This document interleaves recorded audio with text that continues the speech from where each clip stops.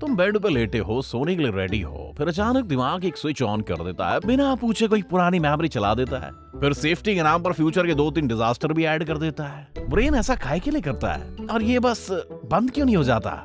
आज हम over thinking के पीछे का साइंस समझेंगे, क्यों दिमाग स्पाइरल में चला जाता है, क्यों उसे रोकना इतना मुश्किल लगता है और कैसे पुराना सिस्टम आज भी मॉडर्न लाइफ को कंट्रोल कर रहा है। दिमाग का secret mode. Over thinking personal लगती है, लेकिन असल में ये एक बायोलॉजिकल चीज है। तुम्हारे ब्रेन में एक हिडन फीचर होता है थ्रेट सिमुलेशन मोड। ये सिस्टम हजारों साल पहले बना था, जब इंसान को रोज प्रेडेटर, भूख और दूसरे ट्राइब से बचना पड़ता था। उस टाइम ज्यादा सोचना मतलब जिंदा रहना। तुम्हारे एंसेस्टर्स इसलिए सर्वाइव कर पाए क्योंकि वो हर पॉसिबल डेंजर इमेजिन करते थे। पर आज झाड़ियों के पीछे कोई शेर नहीं छुपा हुआ है, वो बन गया है awkward social moment, future failures. मतलब खतरा तो अपने बदल गया है, लेकिन ब्रेन का सिस्टम वही का वही है। स्पाइरल की बायोलॉजी। तुम्हारे दिमाग के अंदर 3 पावरफुल सिस्टम्स मिलकर ओवर थिंकिंग का परफेक्ट स्टॉर्म बना देते हैं। सबसे पहला है एमिगडाला। ये ब्रेन का अलार्म सिस्टम है। इसका काम रियल डेंजर बताना होता है, पर ये हाइपर सेंसिटिव होता है, बिल्कुल ऐसा जैसे स्मोक डिटेक्टर हर बार टोस्ट जलने पर चिल्लाने लग जाए। फिर आता है प्री फ्रंटल कोर्टेक्स। ये प्रॉब्लम सॉल्विंग पार्ट है। जैसे ही एमिगडाला अलार्म बजाता है, ये फायर फाइटर की तरह भाग कर आता है, पर जब रियल आग ना लगी हो, सिर्फ इमेजिनरी हो, तो ये रुकना नहीं जानता है। सेम सोल्यूशन को बार बार ढूंढता ही रहता है और थॉट लूप जो है वो चलता रहता है। Finally default mode network activate हो जाता है। जब दिमाग फोकस नहीं होता है, ये मेमोरीज रिप्ले करता है, फ्यूचर इमेजिन करता है, बिना कनेक्शन वाली चीजों को जोड़ देता है। ये 3 मिलकर बनाते हैं ओवर थिंकिंग इंजन। एक बार एक्टिवेट हो गया तो इसे बंद करना काफी मुश्किल हो जाता है। अच्छा, आपका दिमाग रुकता क्यों नहीं है? तुम्हारा दिमाग मानता है कि ओवर थिंकिंग तुम्हें जिंदा रखेगी। अनसर्टेनिटी उसे डेंजर लगती है, इसलिए वो हर पॉसिबल आउटकम प्रेडिक्ट करता है, चाहे वो पॉसिबल हो या नहीं हो। इससे कुछ साइकोलॉजिकल लूप्स बनते हैं। नंबर 1, कैटास्ट्रोफाइजिंग। इसमें क्या होता है, छोटी सी टेंशन को डिजास्टर मूवी बना देता है ये।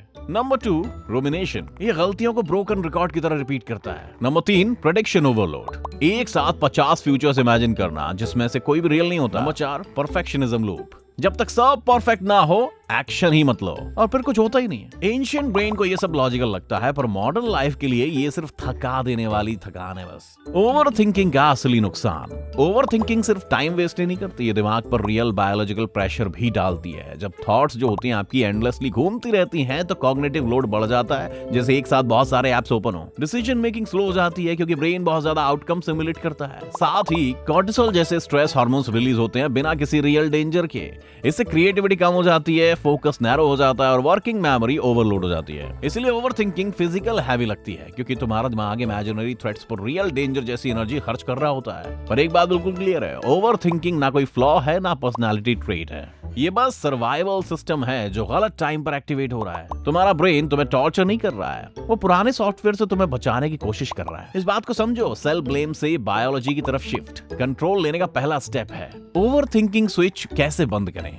साइंस ने कुछ मेथड्स बताए हैं जो स्पाइरल को इंटरप्ट करते हैं। नंबर 1, थॉट लूप का नाम दो, बस लेबल लगा दो। ये मेरी एंजाइटी बोल रही है, या ये प्रेडिक्शन है, रियलिटी नहीं है। इसमें एमिगडाला की एक्टिविटी जो है कम हो जाती है। नंबर 2 है लिखो। आपके दिमाग में जो भी थॉट्स आ रही हैं उनको पेपर पे लिख दो। जैसे ही आप इसको लिखते हो ना, तो आपका माइंड उसे बार बार रिपीट नहीं करता है फिर, और ये फाइनली रिलैक्स हो जाता है और आपको आराम मिलता है। नंबर 3, वरी विंडो को सेट करो। रोज के 10 मिनट सिर्फ वरी के लिए आप फिक्स कर दो। दिमाग जो है रैंडम टाइम पर डिस्टर्ब करना फिर आपको बंद कर देगा, उसको पता है कब क्या करना है। नंबर 4, एक माइक्रो एक्शन लो। जब पैरालिसिस आए तो सबसे छोटा पॉसिबल स्टेप लो। मूवमेंट शुरू होते ही दिमाग शांत होने लगता है। ये टूल्स तुरंत ओवरथिंकिंग खत्म नहीं करते, पर दिमाग को नया पैटर्न सिखाते हैं जहां इमेजिनरी प्रॉब्लम्स तुम्हें कंट्रोल नहीं करती है। एक ज्यादा शांत दिमाग। ह्यूमन ब्रेन की सबसे बड़ी पावर है न्यूरोप्लास्टिसिटी, खुद को रीवायर करने की एबिलिटी। हर बार जब तुम स्पाइरल तोड़ते हो, पुराना पाथवे वीक होता है, एक नया हेल्दी पाथवे स्ट्रांग होता है। टाइम के साथ दिमाग बैटलफील्ड कम और क्लैरिटी, क्रिएटिविटी और ज्यादा शांति की जगह बन जाता है। अच्छा, रात के 2 बजे वो एम्बैरसिंग मोमेंट फिर याद आ ही जाएगा। दिमाग को ये ड्रामा पसंद है, पर अब तुम्हारी नींद को हाईजेक करना जरूरी नहीं है। और अगर हम ओवर थिंकिंग जैसे ह्यूमैनिटी के सबसे पुराने सर्वाइवल मैकेनिज्म को रिवायर कर सकते हैं, तो फिर और क्या क्या बदल सकते हैं? ब्रेन की साइंस अभी बस शुरू ही हुई है।